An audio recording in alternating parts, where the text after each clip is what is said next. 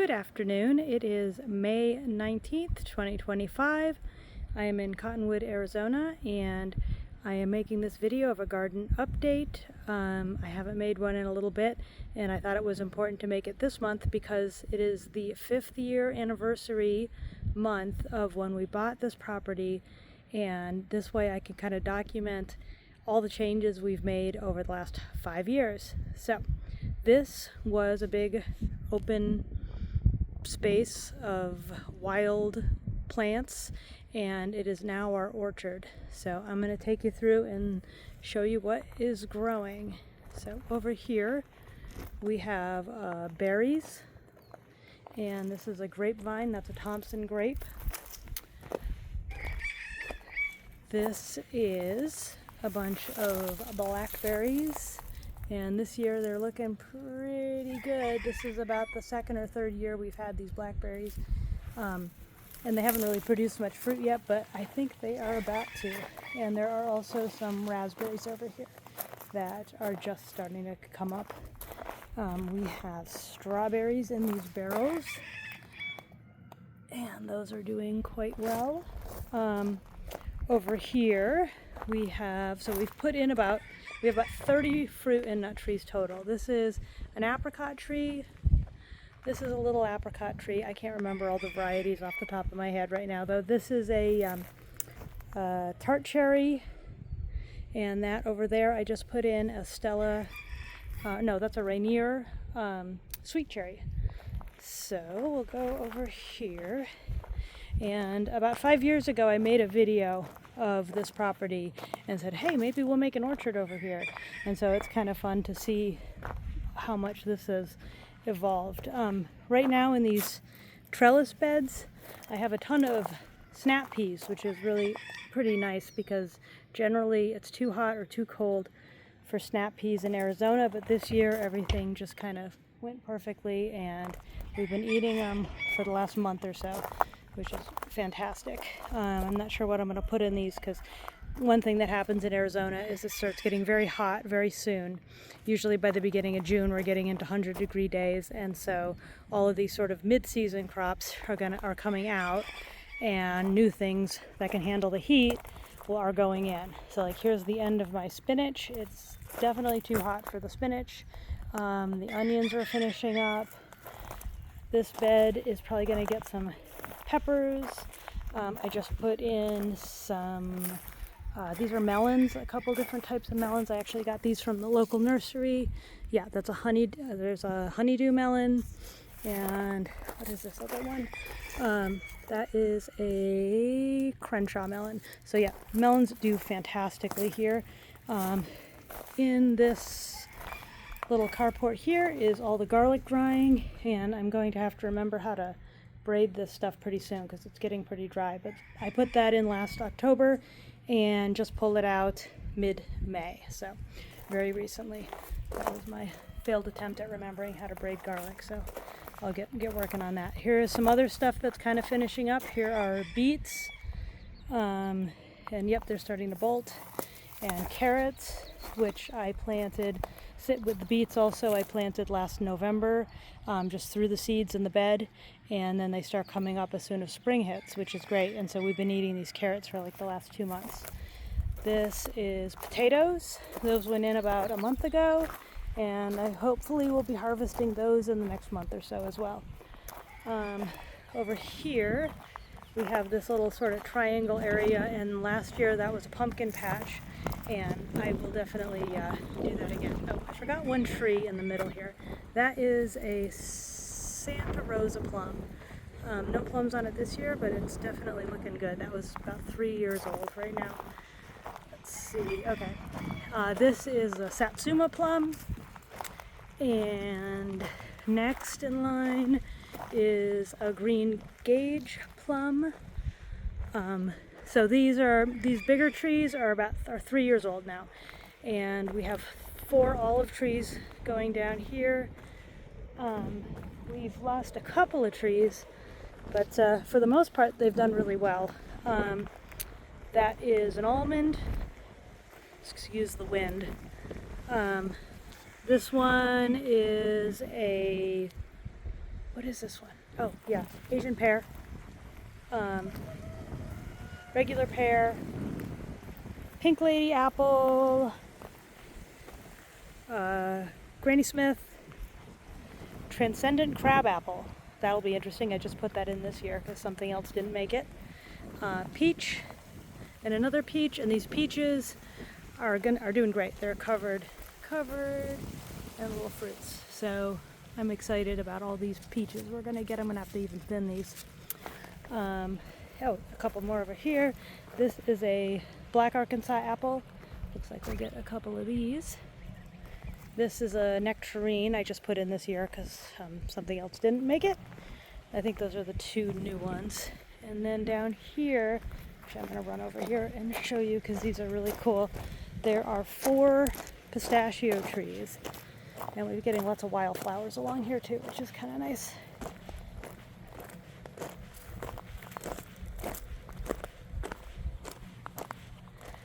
Got the big view. You can see across to Sedona. Here's a pistachio. And look at these cool fruits. Let me get in there. Ta-da! I love these. I can't wait. Can't wait to see the pistachios. So there's 3 female, 1 male tree. And that's the major project. Also this giant wall that wasn't here. So none of that was here. Now we've got this big walled in area fenced in, which is pretty necessary around here considering the amount of javelina. In fact, there were about 15 javelina visiting the chicken coops this morning. So I'm glad they can't get in here. And that's pretty much the main one. I mean, I guess there's bobcats. I've seen them in the driveway. Lots of hawks. Yep, predators. I've heard there's mountain lions in the area. Okay, so up here into the main garden area, we put this fence all around a few years back. Go through the gate. And this is a persimmon tree that was, persimmon. And it's doing really well this year. So hopefully lots of fruit. This was actually here when we bought the property, and I didn't even know it was here until about a year after, and we had excavated enough that we found it.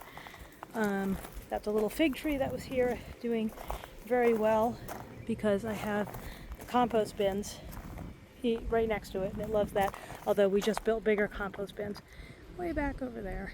So this one is probably going to get removed and turned into a garden bed. And I've got some sweet potatoes. I just pulled out my radishes and turnips, which it got too hot, they bolted. Now I've got sweet potatoes going.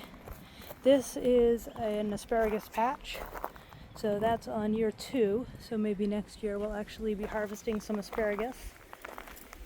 And here's another fig tree that's doing very well. It's covered in figs all up and down. So, and that's a very different type of fig. I can't remember the variety, but it's much more upright, and the other little one is very bushy.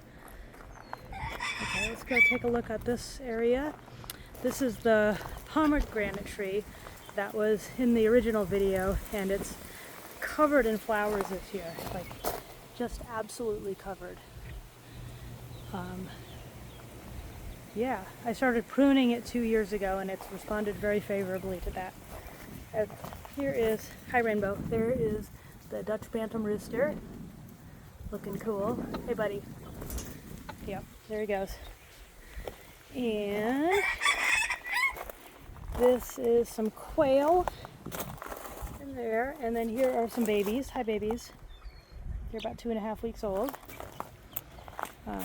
More crazy flowers on this tree. It really just is kind of an overachiever this year. This is the onions we planted in February, and we'll probably be pulling those up in a month or so. Some kale that's still hanging on, even though it's gotten into, it's just about getting it up to about 90 every day now. In another month, I'm sure it'll be 100 every day. Here is some arugula I'm letting go to seed. This is a whole bunch of my medium hot peppers. Over here are all of our bell peppers. I think there's 30 bell peppers in here. We're actually already getting a pepper. Let me see. Okay, yep, there's a pepper in there. So I'll probably remove these cages and tie them to their posts very soon. This is some summer squash and cucumbers, and I've got a few more beds. This one is just the end of some lettuce and cabbage, but I'll pull that out soon. And then eggplant. That whole bed is eggplant. Let's go. Oh, I know where I want to go. Let's go around this way. So lots of sunflowers that come back every year, which is very cool. We let them go to seed and they just kind of add a little shade, and the birds eat them, and they're just nice to have. These artichokes we have been enjoying a couple of times a week. They've been great, delicious.